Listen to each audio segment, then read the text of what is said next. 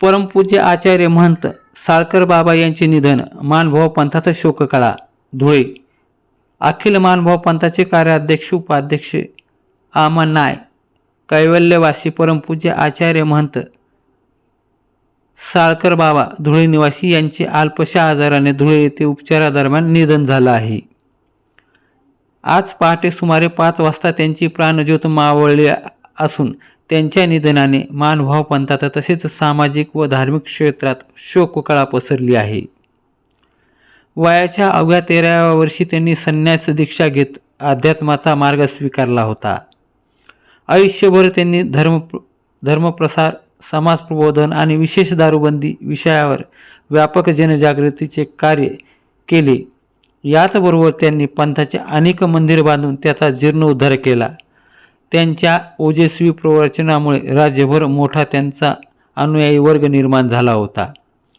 त्यांचे मूळ गाव पैठण तालुक्यातील आडूळ, जिल्हा छत्रपती संभाजीनगर असून धुळे येथे त्यांचे वास्तव्य होते. जालन्याच्या अंबड तालुक्यातील आवा अंतरवाला येथील अवधूत नाना खडके व कल्याणकाका खडके यांचे ते नात्याने मामा होते. अनेकासाठी ते गुरुस्थान होते. त्यांच्या कार्याचा गौरव म्हणून तत्कालीन पंतप्रधान स्वर्गीय इंदिरा गांधी यांनी स्वतः उपस्थित राहून त्यांचे सुमारे 45 मिनिटाचे भाषण ऐकले होते, अशी आठवण अनुयायाकडून सांगितली जाते. तसेच माननीय मुख्यमंत्री देवेंद्रजी फडणवीस हेही त्यांच्याशी जवळीक राखून होते. त्यांनी दूरध्वनीद्वारे श्रद्धांजली अर्पण करणार असल्याची माहिती मिळत आहे. राष्ट्रीय स्वयंसेवक संघाचे सरसंचालक मोहन भागवत हे अंत्यविधीस उपस्थित राहणार असल्याचे समजते. परमपूज्य साळकर बाबा यांच्यावर उद्या दिनांक 1 मार्च रोजी रविवारी सकाळी 9 वाजता मानभाव पंथाच्या परंपरेनुसार मानभाव स्मशानभूमीत अंत्यसंस्कार करण्यात येणार आहे. बाबा. अखिल भारतीय मानव परिषदेचे उपाध्याय महंत साळकर बाबा धुळे हे गेली 8 दिवसापासून नागपूरला विवेका हॉस्पिटलमध्ये उपचार घेत असताना आज सकाळी त्यांचा देहावसान झालं. त्यानिमित्ताने पंथामध्ये एक दुःखाची छटा निर्माण झाली. संपूर्ण पंथ आणि त्यांचे उपासक हे दुःख सागरात बुडून गेलेले आहे. परंतु ईश्वर सत्तेपुढे इलाज नसतो.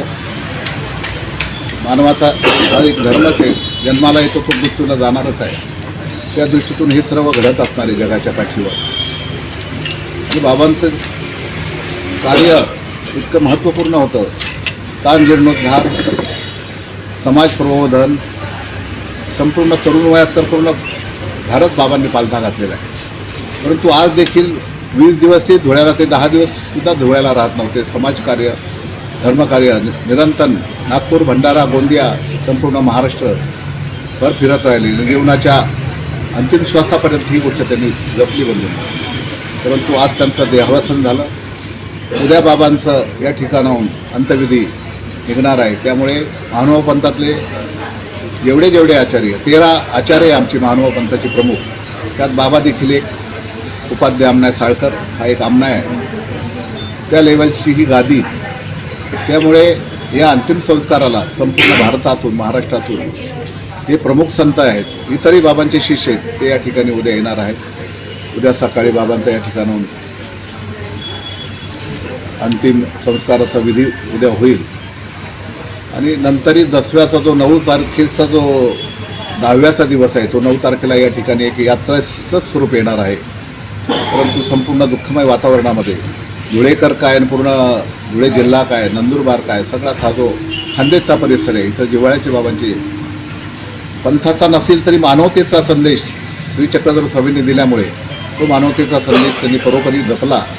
अनेक या ठिकाणी उपदेशक नाही पंथाचे, परंतु बाबांचं प्रेम, आणि ते प्रेम आजही आम्हाला आम्ही जोपर्यंत जिवंत आहे तोपर्यंत ते आम्हाला ध्यानात राहणार आहे. अशा प्रकारच्या बाबांचं कार्य बाबा गेले, त्यामुळे आम्हाला दुःख सागरात बुडायला